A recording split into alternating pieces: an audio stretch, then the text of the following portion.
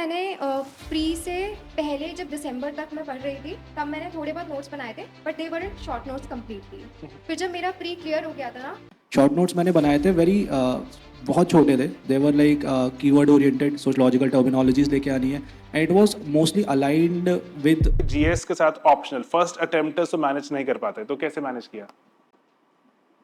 Sir जैसे मैंने बताया कि थर्ड सेमेस्टर से मीडिया एंड कल्चरल स्टडीज़ था, तो आई स्टार्टेड रीडिंग सोशियोलॉजी तब से। मैंने रिजल्ट वहीं से पढ़ना शुरू करा था। Okay. इतना इजीली समझ में नहीं आता था, but at least you should give a start to it. तो जैसे आप 1-2 साल से रीड कर रहे हैं, because I was reading sociology 1 to 2 years से।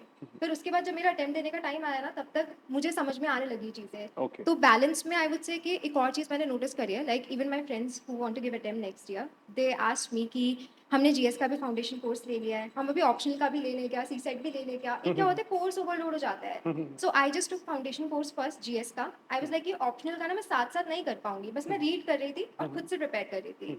एंड देन जब प्री वगैरह हो गया, then I took the crash course, test series, everything. तो मुझे लगता है एक तो पहली चीज़ आप पहले से रीड करने की हैबिट बनाएं, अंडरस्टैंड करें उसको, और फिर कोर्स ओवरलोड ना करें अपनी कैपेसिटी के अकॉर्डिंग, बिकॉज फिर क्या है कि आप एक भी कोर्स कंप्लीट नहीं कर पाते हैं। ओके, हाँ, क्योंकि क्लासेस में बैठे रह जाओगे आप। या और जैसे शॉर्ट नोट्स बनाए तुमने कभी? सर मैंने प्री से पहले जब दिसंबर तक मैं पढ़ रही थी, तब मैंने थोड़े बहुत नोट्स बनाए थे, but they weren't short notes completely.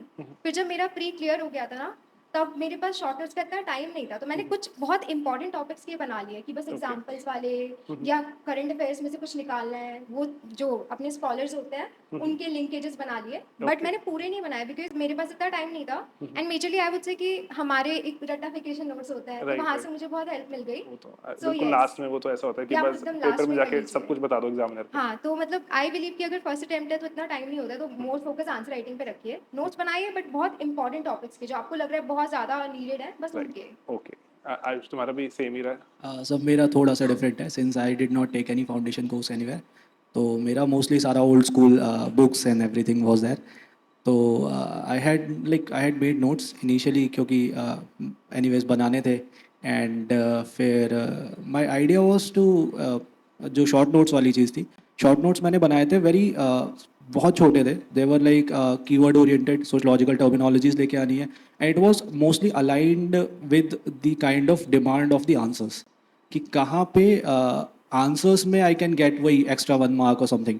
तो उस चीज़ के लिए नोट्स बनाए थे कि कहाँ पे थिंकर्स को आई कैन इनकॉपरेट, कहाँ पे theories I can bring in terminologies and right. Sometimes of templates if I can. कि आपने भी सर वो मतलब there was a mnemonic if I am not wrong. Right, right. Yes कि religion में कैसे होना है, फैमिली में कैसे होना है. So those were the things कि क्योंकि बेस में ये होता है कि you have very limited time and आपको लिखना भी है ऑल्दो. तो उस हिसाब से वो सारे नोट्स बनाए थे शॉर्ट नोट्स. एंड बाकी I had another set of notes जो थोड़े बल्की थे एंड उसमें काफ़ी टाइम भी गया था. तो मैंने बहुत सारी बुक्स पढ़ी थी. I don't recommend people to do that but since I. वैसे बहुत लोग बुक्स पढ़ते हैं, वैसे आई एम श्योर, है ना? Many of you they would want to read books. आप करोगे, हाँ, तो आई गेस Yeah, कि so matlab I read Harlambos also, Ritzer also, IGNU also, and BK Nagla. So I had interest, तो मैंने वो सब किया था and उसमें काफ़ी टाइम चला गया था. तो फर्स्ट अटैम्प्ट में वो तो एक दिक्कत वो भी थी but that worked later on क्योंकि वो उससे कॉन्सेप्चुअल क्लैरिटी काफ़ी अच्छी हो गई थी.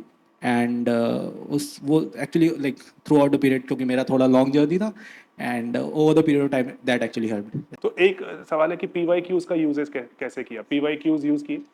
So PYQs has been the holy grail for me in like all the three phases, even for personality test and like जो question पूछ रहे हैं boards and all that.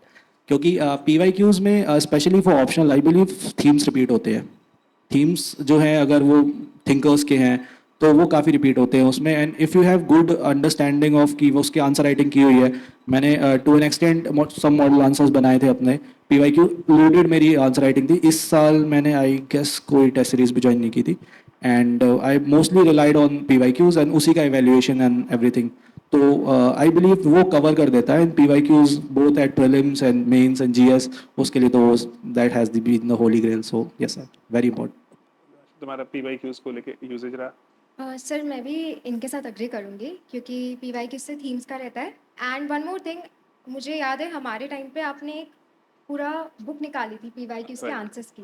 तो मेरे लिए ना वो लास्ट मिनट में बहुत ज़्यादा काम में आई, बिकॉज़ ना what I used to do is मैं वहाँ से ना मटेरियल ले लेती थी। Okay. तो जो हमने पहले पढ़ रखा है वो थिंकर्स याद है, अब उसमें आपने कुछ न्यू चीज़ें भी ऐड करी थी। Right. तो उससे क्या रहता था कि वो क्वेश्चन एंड आंसर फॉर्मेट में रिवीजन हो जाता था, because once you just feed question and answer format में अपने दिमाग में, तो वहाँ पे ना रिकॉल मेमोरी बढ़ जाती है। So it's very important.